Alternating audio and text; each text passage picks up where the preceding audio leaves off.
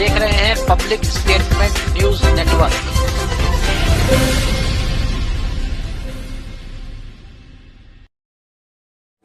ललितपुर के होटल आर्यन इन में राष्ट्रीय सनातन संस्कृति संघ के बैनर तले एक प्रेस वार्ता का आयोजन किया गया, जिसमें संघ की राष्ट्रीय अध्यक्षा हरिप्रिया भार्गव, फिल्म स्टार मुकेश खन्ना, विश्व हिंदू परिषद प्रांतीय संगठन कानपुर से राजेंद्र कुशवाहा ने पत्रकारों को संबोधित करते हुए बताया कि सनातन एकता यात्रा 29 तारीख को शहर से शुभारंभ होगा, झांसी में यात्रा का समापन होगा। इस दौरान सनातन को एकजुट रहने के लिए जागरूक किया जाएगा। परंपराओं का सम्मान करें। देखिए पब्लिक स्टेटमेंट से ललितपुर जिला संवाददाता अरविंद संघ्या के साथ कैमरामैन पंकज कुमार रायकवार की रिपोर्ट। हमारा देश सबसे युवा देश, सब तालियां, मैं भी तालियां मारता हूँ। ठीक है, अगर कोई पूछना ये सवाल कि 25 साल के बाद जब वो युवा वहां पहुंचेगा, उसके कंधे कितने स्ट्रांग होंगे, उसके कंधों पर हमारा देश टिकने वाला है। उसके कंधे अगर ऐसे ऐसे होंगे तो आपका देश भी ऐसे ऐसे। पहले उनको पढ़ाइए, योगा कराइए। ना वो गुरु को पूछता है, ना बाप को पूछता है, ना बाप को पूछता है, ना अपने भाई को पूछता है, अपने बहन को पूछता है।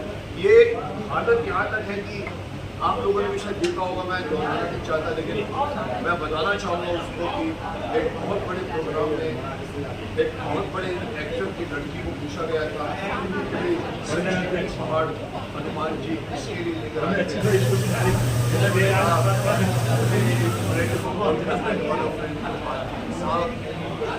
ये तो आप पहाड़ किसके लिए लाए, वो अगर आप बच्चों को नहीं समझा पा रहे हैं तो बच्चे इतनी गति से भाग रहे हैं आपको नहीं पाते।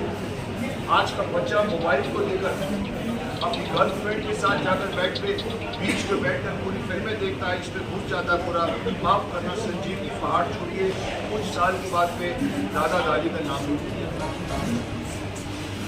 इसलिए सनातन धर्म की अवेयरनेस की आवश्यकता है। ये सब योद्धा जो लगे हुए हैं, जो आप लोग यात्रा निकाल रहे हैं, वो मैं 2 साल से नहीं 3 साल से 5 साल से बोल रहा हूँ। हिंदू एकता दिवस मैंने अनाउंस किया था कि आप लोग जाके अपने नजदीक के मंदिर में जाकर 7 से लेकर 8 बजे बैठिए। जैसे मुस्लिम लोग जुमा की नमाज पढ़ते हैं, पूरा हिंदुस्तान दुकान बंद करके आते हैं और नमाज पढ़ने बैठते हैं। अगर आप ड्रोन शॉट लो ऊपर से आपको मालूम पड़ेगा, आप कहते हैं 20 करोड़ है, 30 करोड़ मुस्लिम है। साहब आप देखोगे सारे मुस्लिम एक साथ बैठकर नमाज पढ़ रहे होते। हिंदुओं के पास क्या है? मैंने कहा था जुम्मा की नमाज है, संडे की मास है, हिंदुओं के पास क्या है? मैं कई लोगों को पूछता हूँ, आप मंदिर जाते हो? बोला हम जाते हैं। कब जाते हो? बोला गुरुवार जाते हैं, को बोलता शनिवार जाते हैं, को बोलता संडे जाते हैं। अरे साहब एक दिन तो नहीं जाते। जिस दिन एक दिन आप जाना शुरू कर दोगे अपनी फैमिली को लेकर, अपने बच्चों को लेकर मंदिर में जाके बैठोगे, तब हमारे देश में हिंदुओं की एकता साबित हो सकती है।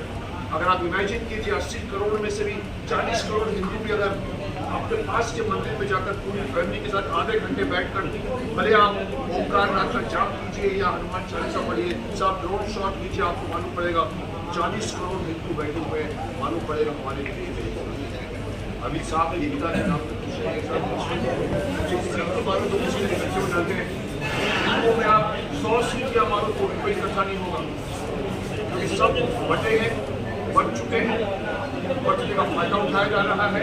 इसलिए ये वक्त है जहाँ पर मैं कहूँगा कि सनातन धर्म को वापस लाया जाए। क्या उद्देश्य है?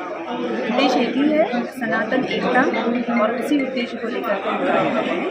सनातन सांस्कृतिक संघ के वैसे 3 सिद्धांत हैं, जो शांति, श्रद्धा, शौर्य, उन तीनों के लिए हम काम कर रहे हैं। एकता का मुझे लगता है ये तीनों सिद्धांत जो है वो मूल मंत्र है।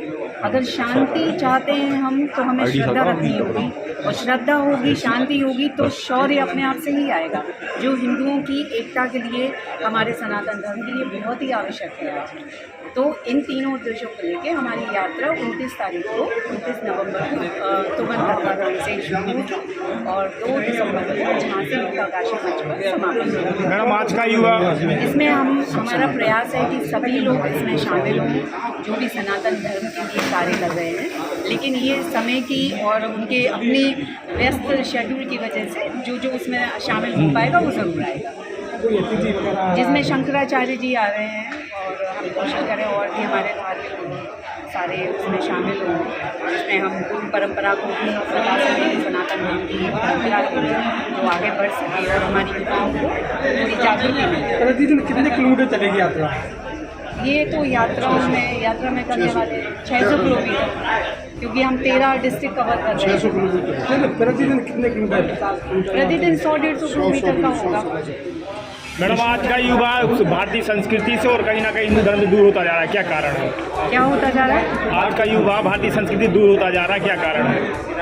कारण तो बहुत सारे हैं और मेरा ये सुझाव है हमारे सारे युवाओं के लिए कि आप कारणों पर ध्यान ना दे करके सुझावों पर और समाधानों पर ध्यान दें। एकता हम लोग दूर हो रहे हैं, इसका तो बहुत सारे कारण हो सकते हैं, लेकिन हम एक हों उसका एक ही कारण है कि हम सबको अपने मन से भेदभाव निकाल देना है।